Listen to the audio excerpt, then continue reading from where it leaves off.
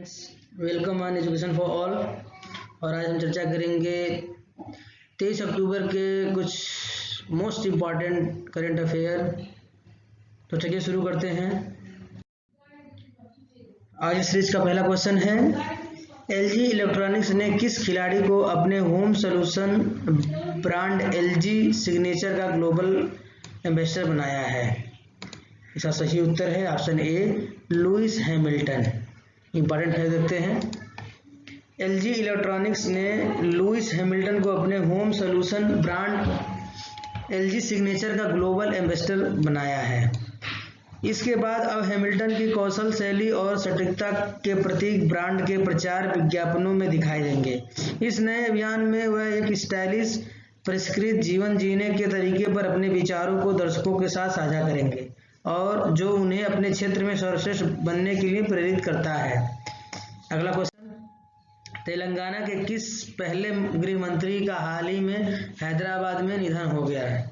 इसका सही उत्तर है option C, Narasimha Reddy. Important fact देखते हैं। तेलंगाना के सत्तारूढ़ तेलंगाना राष्ट्र समिति के वरिष्ठ नेता एवं प्रदेश के पूर्व गृह मंत्री नयानी नरसिम्हा रेड्डी का हाल ही में निधन हो गया।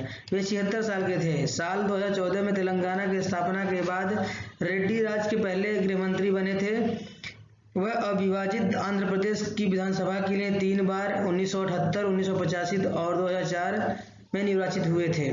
तेलंगाना राष्ट्र समिति टीआरएस द्वारा वर्ष 2004 में कांग्रेस के साथ गठबंधन करने पर नरसिम्हा रेड्डी ने दिवंगत वाईएस चंद्रशेखर रेड्डी सरकार में बतौर मंत्री अपनी सेवाएं दी थी। अगला क्वेश्चन, हाल ही में पार्ले एग्रो कंपनी ने किस अभिनेत्री को अपना ब्रांड एम्बेसडर नियुक्त किया है? यह सही उत्तर है option A, Priyanka Chopra. Important fact देखते हैं। पार्ले एग्रो ने अपने foods plus fizz portfolio B fizz तक ग्राहकों की पहुंच और जागरूकता बढ़ाने के लिए प्रियंका चोपड़ा को अपना नेशनल ब्रांड एम्बेसडर बनाया है। इस अभियान का हॉट स्टार पर पूरे आईपीएल के दौरान और यूट्यूब पर आक्रामक रूप से प्रचार किया जाएगा। बी फीज एक यूनिट और ताज़ा सेब का रस आधारित माल्ट फ्लेवर्स कार्बोनेट्स पेय पदार्थ है जो कि सभी वायु समूहों के उपभोक्ताओं को एक नया स्वाद अनुभव कराएगा। अगला क्वेश्चन, भारतीय वायुसेना किस पहली महिला अधिकारी विंग कमांडर अवकाश प्राप्त का हाल ही में निधन हो गया? इसका सही उत्तर है ऑप्शन डी, विजय लक्ष्मी रमनन। इंपॉर्टेंट फैक्ट देखते हैं। भारतीय वायुसेना की पहली महिला अधिकारी विंग कमांडर अवकाश प्राप्त विजय लक्ष्मी रमणन का निधन हो गया है। वे 96 साल की थी, जिनका जन्म फरवरी 1924 में हुआ था। वे 22 अगस्त 1955 को आर्मी मेडिकल कोर में शामिल हुई थी। विजय लक्ष्मी रमणन को अगस्त 1972 में विंग कमांडर की रैंक के रूप में प्रमोशन मिला था। वे फरवरी 1979 में सेवानिवृत्त हुई थी। इसके अलावा रमनन ने कर्नाटक संगीत की शिक्षा ली और बहुत कम उम्र में ऑल इंडिया रेडियो के साथ एक कलाकार के रूप में भी कार्य किया था। अगला क्वेश्चन, केंद्र सरकार ने पहली बार किस राज्य क्षेत्र में पंचायती राज अधिनियम को अपनाने की मंजूरी दे दी है? इसका सही उत्तर है option B, Jammu Kashmir. Important fact देखते हैं। केंद्र सरकार ने जम्मू कश्मीर पंचायती राज अधिनियम 1989 को लागू करने की मंजूरी दे दी है। इस कदम में जम्मू कश्मीर में देश के अन्य हिस्सों की तरह 3 स्तरीय लोकतंत्र की स्थापना में मदद मिलेगी। गौरतलब है कि केंद्र सरकार ने जम्मू कश्मीर में विधायकों की गैर मौजूदगी में स्थानीय निकायों को मजबूत बनाने के लिए पंचायती राज कानून में संशोधन किया है। अगला क्वेश्चन, अमेरिकी अंतरिक्ष एजेंसी नासा ने चंद्रमा पर पहली बार सेलुलर नेटवर्क बनाने के लिए किस दूरसंचार कंपनी का चयन किया है? इसका सही उत्तर है option D, Nokia. Important fact देखते हैं। अमेरिकी अंतरिक्ष एजेंसी नासा ने चांद पर मोबाइल सेलुलर नेटवर्क बनाने के लिए नोकिया को चुना है। फिनलैंड की कंपनी नोकिया ने कहा है कि नासा की योजना चांद पर मानव बस्तियां बसाने की है। नासा पहले से ही आर्टेमिस प्रोग्राम के जरिए 2014 तक चांद की सतह पर मानव मिशन भेजने की तैयारी कर रही है। वहीं नोकिया ने दावा किया है कि चांद पर उसका नेटवर्क साल 2022 के अंत तक काम करने लगेगा। अगला क्वेश्चन, भारत ने किस एंटी टैंक गाइडेड मिसाइल का अंतिम परीक्षण किया है? इसका सही उत्तर है ऑप्शन ए, नाग मिसाइल। इंपॉर्टेंट फैक्ट देखते हैं।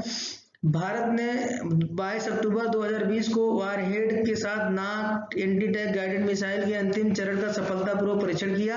मिसाइल का परीक्षण सुबह 6:45 पर राजस्थान के पोखरण फील्ड फायरिंग रेंज में किया गया।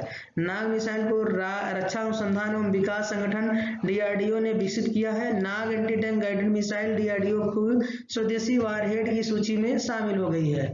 अगला क्वेश्चन, हाल ही में किस आईआईटी संस्था ने कोविड-19 की जांच के लिए कोविरैप नामक एक नए डायग्नोस्टिक परीक्षण की खोज की है? इसका सही उत्तर है option C, IIT Kharagpur. Important fact देखते हैं। आईआईटी खड़गपुर ने कोविड-19 की जांच के लिए कोविरैप नामक एक नए डायग्नोस्टिक परीक्षण की खोज की है। भारतीय चिकित्सा अनुसंधान परिषद आईसीएमआर ने इस टेस्ट की प्रभावकारिता को मान्यता प्रदान की है। कोविरैप में तापमान नियंत्रण करने की यूनिट, जीनोमिक एनालिसिस के लिए स्पेशल डिटेक्शन यूनिट और परिणाम प्राप्ति हेतु एक अनुकूलित स्मार्टफोन ऐप संकलन है। अगला क्वेश्चन, आगे दो क्वेश्चन वन लाइनर है इंपॉर्टेंट फैक्ट के साथ। चलिए देखते हैं अगला question, state of global air 2020 की रिपोर्ट के अनुसार 2019 में किस देश ने वैश्विक स्तर पर सर्वाधिक वायु प्रदूषण दर्ज की है? इसका सही उत्तर है इसका सही उत्तर है भारत है। इंपॉर्टेंट फैक्ट देखते हैं।